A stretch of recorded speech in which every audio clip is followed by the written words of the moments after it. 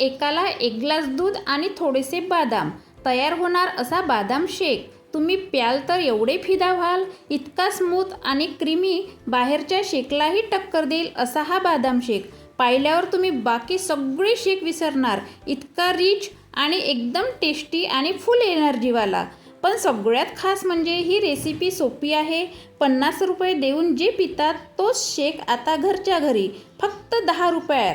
चला तर मग बनवूया हा जबरदस्त बदाम शेक. तर बढिया बदाम शेक बनविण्यासाठी मी येथे घेतले 1 लिटर दूध. दूध छान बॉईल करून घ्यायचं. आता बघा, दूध बॉईल झाले की दुधात लगातार चम्मच फिरवून 10 ते 15% दूध आटून घ्यायचं. जास्त नाही आटवायचं, थोडंसं गाढच ठेवायचं. आता दूध आटतपर्यंत आपण दुसरी प्रोसेस करू. येथे मी 15 ते 20 बदाम घेऊन 2 तास पाण्यात भिजवून साल काढून घेतली आहे. याने बदाम शेकला परफेक्ट टेक्स्चर येतो. हीच तर इम्पॉर्टंट टिप्स आहे.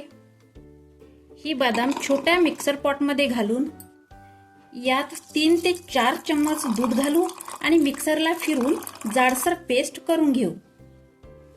हे बघा, एकदम अशी जाडसर पेस्ट करायची. आता घ्यायचे अर्धा कप दूध. हे दूध मी अगोदरच काढून ठेवले होते. यात घालू फक्त 1 चम्मच कस्टर्ड पावडर. मिक्स करून घेऊ.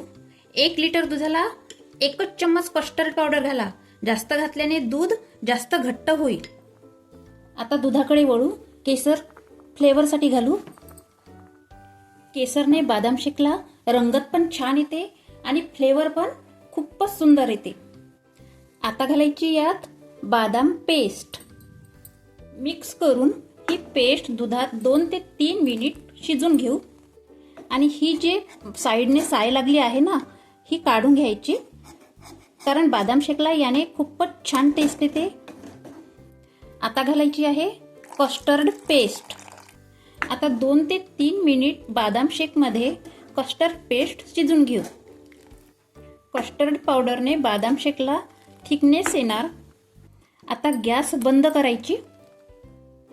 बदाम शेकला एवढी थिकनेस ठेवायची, कारण हे बदाम शेक फ्रीजमध्ये ठेवायचं आहे, त्यामुळे आणखी घट्ट होते. आता काजू, बदाम आणि थोडासा पिस्ता चॉपरने चॉप करून घेऊ. आता घालायचं आहे यात चॉप केलेले काजू, बदाम आणि पिस्ता. आता फ्रीजमध्ये 2 तास थंड करायचं. आता घालायची आहे 70 ग्रॅम पिठी साखर. आपण दूध आटवते वेळेस साखर का घातली नाही, त्याचे कारण म्हणजे दूध पातळ होते. साखर घातल्याने दूध लवकर आटत नाही, म्हणून आपण लास्ट साखरेची पिठी करून घातली आहे.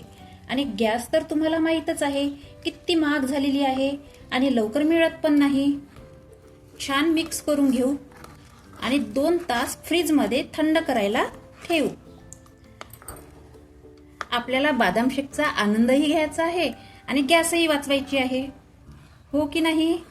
आता 2 तास फ्रीजमध्ये मस्तपैकी थंड थंड करून घेऊ. बघा, 2 तास झाल्यानंतर फ्रीजमधून काढलेला आहे. टेक्स्चर बघा किती गाढा आहे आणि क्रीमी आहे आणि थंडही झालेला आहे. आता ग्लासमध्ये गाढ क्रीमी बदाम शेक सर्व करू.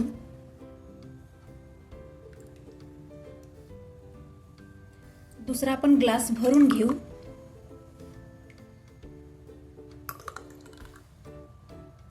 आता यावर घालू थोडीशी बदाम, काजू आणि पिस्ता. आता थंडा थंडा बदाम प्या. मध्ये मध्ये बदाम, काजू तोंडाला लागले ना तर आहाहा. बस, माझी रेसिपी तुम्हाला आवडली असेल तर एक लाईक करा आणि सबस्क्राईब करा. राधे राधे.